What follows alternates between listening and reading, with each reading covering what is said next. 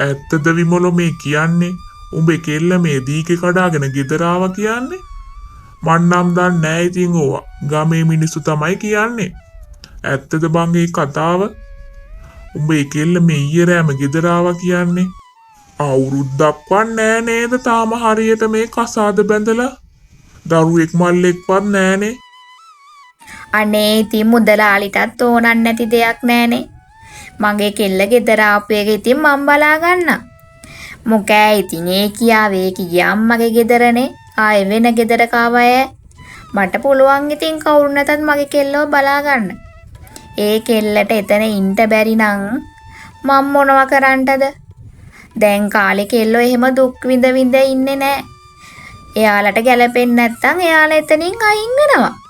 ඒකේ තියෙන වැරද්ද මොකද්ද? මං යනවා. අනේ ඉතින් මං වැරද්දක් කිව්වේ. මං ඉතින් මේ හොඳට කතා කරේ. අනේ ඉතින් මගේත් මෝඩකමනේ. ඔයලා බලන්න ගියානේ.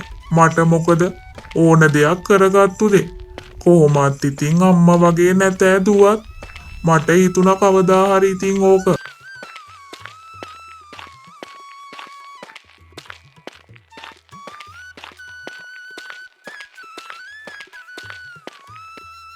සුමුදු කෙල්ලේ මොකද්ද බම් මේ ගමේ උන් කියන්නේ? උඹ මේ දීකේ කඩාගෙන ගෙදර ආවා කියන්නේ? අනේ නැන්දේ කඩාගෙන නම් ආවේ නෑ. ඒ වුණාට ඉතින් මට මේ මිනිස්සයත් එක්ක ඉන්න බෑ. ඒ නිසා මං ගෙදර ආවා. මට අම්මත් එක්ක ඉන්න එක සැපයි. ඒ මිනිස්සයත් එක්ක ඉන්නවට වඩා. ඒක ඉතින් වැරද්දක් නෑනේ නැන්දේ. වැරද්දක් නැත්තේ මොකද බං? එහෙම මේ මිනිහව දාලා ගෑනු වෙන්නේ අම්මලාගේ ගෙවල් වල. මොන දුක තිබ්බත් ගෑනු අපි ඒවා ඉවසාගෙන දරාගෙන ඉන්න ඕනේ. එහෙම මේ මඟුල් කඩාගෙන ගෙවල් වල එන්නේ නැහැ. අපේ කාලේ බලන්න එපා. අපි මිනිහගෙන් ගුටි කෑවත් කවදාවත් ඔළුව උස්සලා මූණ දිහා බලන්නේ. ඒ තරමට ගරු කරනවා. අන්න එහෙමයි අපි ගෑනු ඉන්න ඕනේ. අපේ දෙවියා තමා සැමියා. සැමියාට අපි කරු කරන්න ඕනේ මොනවා කරත්. ඔය දුවත් තව ටිකක් හිතලා බලන්න.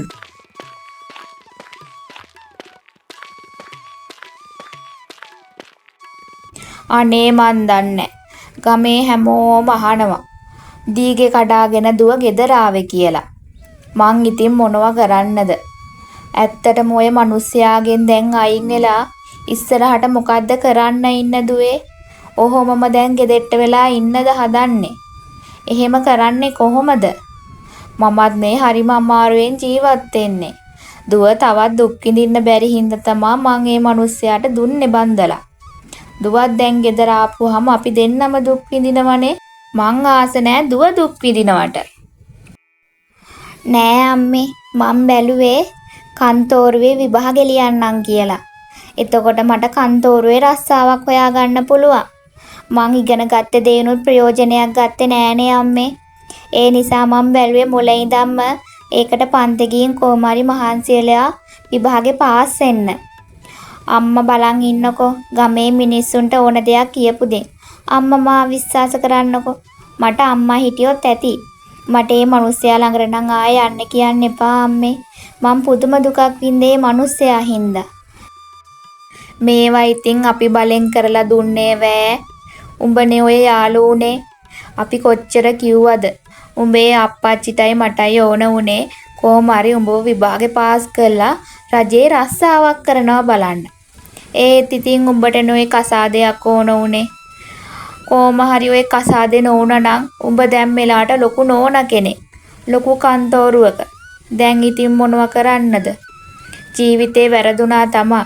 ඒත් කමන්නේ. හැමදාම ඉතින් ජීවිතේ වැරදෙන්නේ නෑනේ.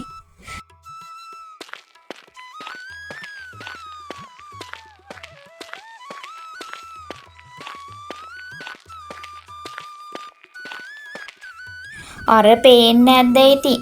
තාම ගැටිස්සි වගේ පාරේ යන ලස්සන. ඔය දීකෙත් කඩාගෙනනේ ඇවිත් තියෙන්නේ. දැන් කාලේ මේ ඉන්න කෙල්ලෝ නම් අනේ මන් දන්නේ. ඒකටම අපේ කාලේ හිටිය ගෑනු. අපි වචනයක් කිව්වත් බිම් බලා ගන්නවා. දැන් කෑලේ හැදෙන කෙල්ලෝ නම් අන්තිමයි. කියන කිසිම දෙයක් අහන්නේ නැහැ. කිසිම බයක් නැතුව මේ ස්වාමි පුරුෂයා දාලා එනවනේ එන්න ගෙදරින්. අපේ දුවට නම් මම කියලා තියෙන්නේ ගියොත් ඒ මිනිහා එක්ක ඉන්න කියලා. මොකද ඉතින් මට පුළුවන් ආය ඔය කෙල්ල වගේ මගේ කෙල්ලව ගෙදර ගෙන්න ගන්න. හොඳට හිටි ගම්මු මොනවා කියයිද? ගම්මු අපට හිනාවේ. දැන් පේන්නේ නැද්ද? විමලාවතී අක්කට කොච්චර ගමේ මිනිස්සු hina වෙනවද? අනේ මන්දා කෙල්ලේ මට නම් ඔයාව තේරෙන්නේ මොකද මේ පොත් අරගෙන කරන්නේ? දැන් ඇත්තටම ඕක ලියනවද? ඉගෙන ගන්න කාලේ කසාද බඳින්න ඕනේ කිව්වා. දැන් ඉතින් කසාද බඳින්න ඕනි කාලේ ඉගෙන ගන්නවා. අර විමලාවතීගේ දුව ඉන්නේ සුමුදු. අන්න එයා කන්තෝරු විභාගයක් ලියනවා කියන්නේ ආපහු.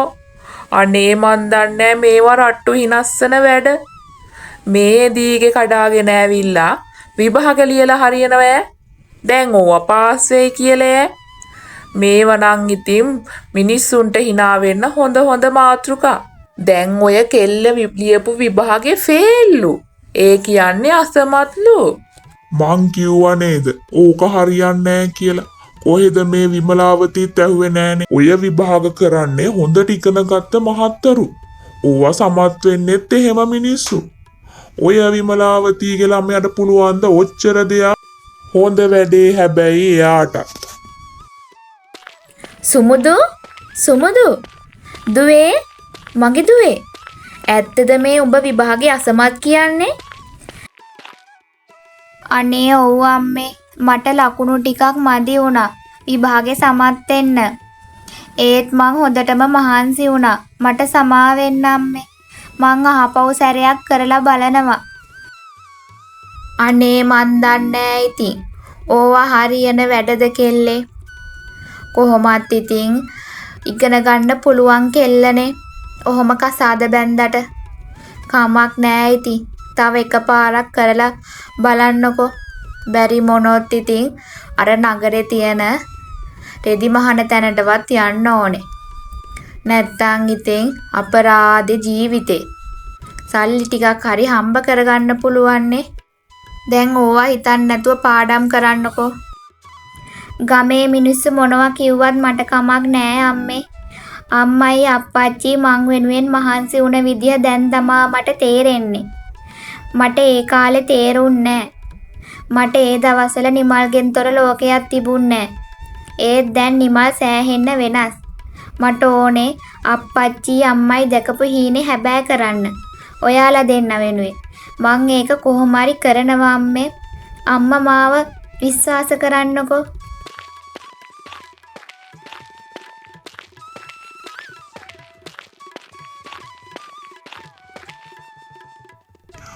විමලෝ තාම ඉතින් දුක නේද?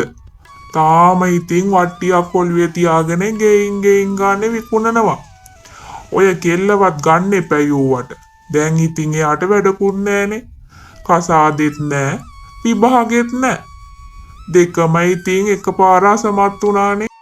අනේ ගුණපාල අයියේ මගේ කෙල්ල ගැන මම බලා ගන්න. ඔයා ඒ ගැන වද වෙන්නේ නැතු ඉන්නකෝ. මගේ කෙල්ල මට බරක් නෙමෙයි. මම වයසට ගියත් මේව විකුණලා හරි මම මගේ කෙල්ලව පෝෂණය කරනවා. කොහෙට ගියත් බැඳලා ගියත් විභාගය අසමත් උනත් ඒ මගේ කෙල්ල. මගේ කෙල්ලව මට වැඩි නෑ.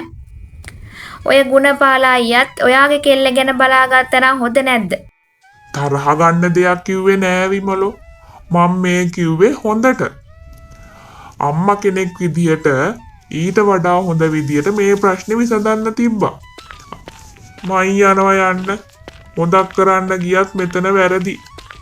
අපේ මෝඩකමනේ. කෙල්ලේ එහෙනම් පරිස්සමෙන් ගිහින් එන්න. හොඳට බලලා ඔය ප්‍රශ්න වලට උත්තර ලියන්න. කලබල වෙන්න එපා. අප්පච්චිගේ ආශිර්වාදේ හැමදාම තියෙනවා මගේ කෙල්ලට. ස්තුතියි අම්මේ. මන් දන්නවා කවුරු නැතත් අම්මයි අප්පච්චිගේ ආශිර්වාදේ මට හැමදාම තියෙනවා කියලා. මං ගිහින් එන්නම් අම්මේ. අනේ මගේ කෙල්ලට තුනුඩු අම්ම සරණයි. මගේ කෙල්ලට කවදාවත් වරදින්නේ අප්පච්චිගේ හොඳ ගතිගුණමයි තියෙන්නේ. ඒ නිසා බය වෙන්න එපා කෙල්ලේ. උඹට කවදා හරි හරියනවා.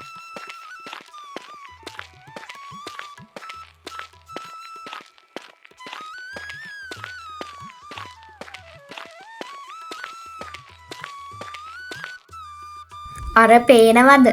ඔන්න ඉතින් අදත් උදෙන්ම යන්න පටන් ගත්තා.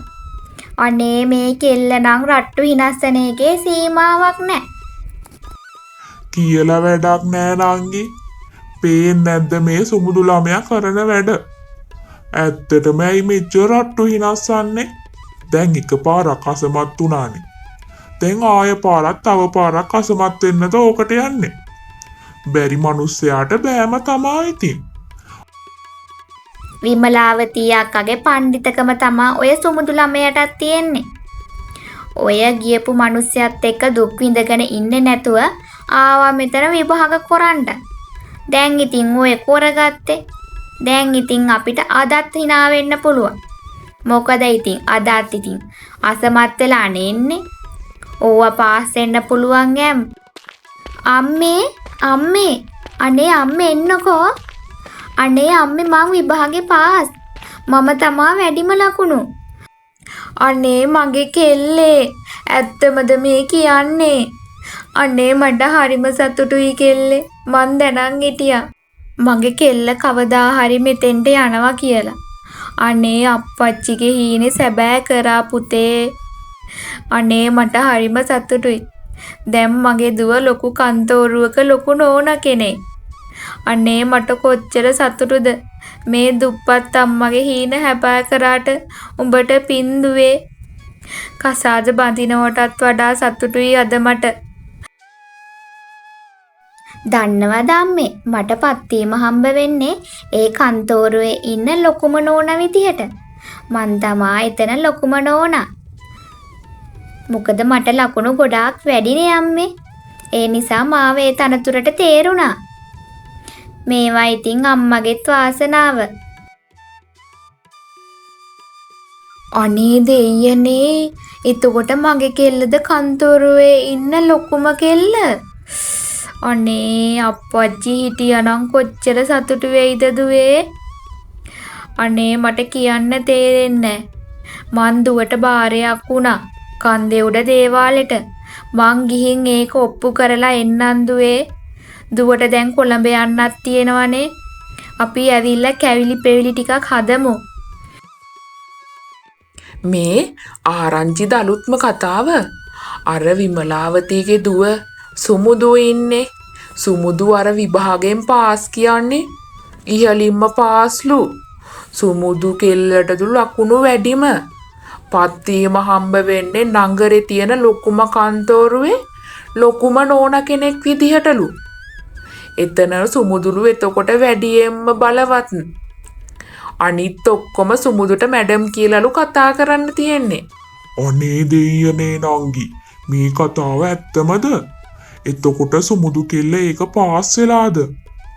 එහෙනම් ඉතින් සුමුදු කෙල්ල මේ පාර හොඳට මේක කරන්න ඇති.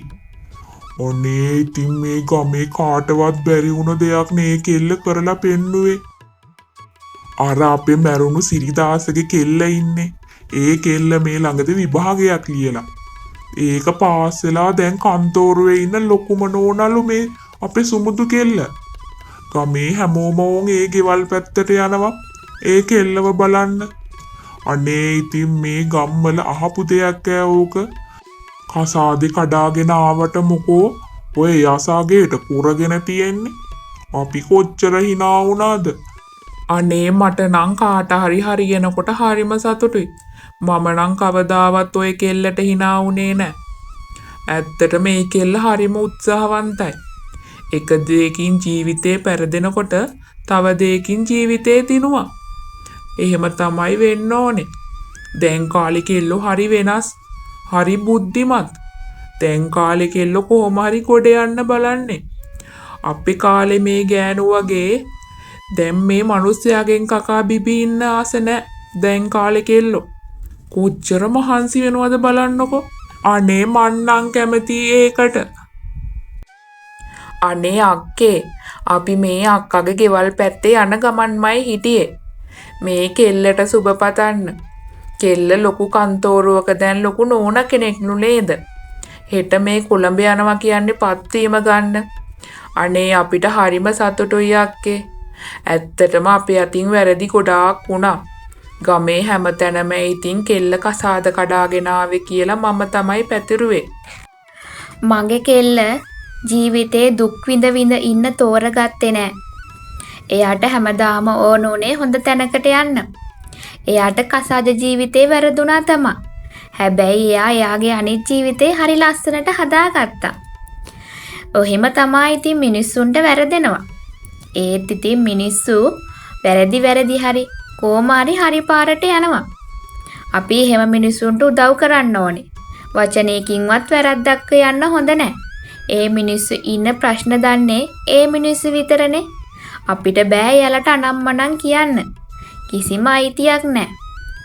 ඒ නිසා ආයෙවත් අනුන්ගේ දේවල් හොයන්න නැතුව ඉන්න බලන්න. ඔයාලගේ ළමයින්ටත් හොඳ දේවල් කියලා දෙන්න පුරුදු වෙන්න.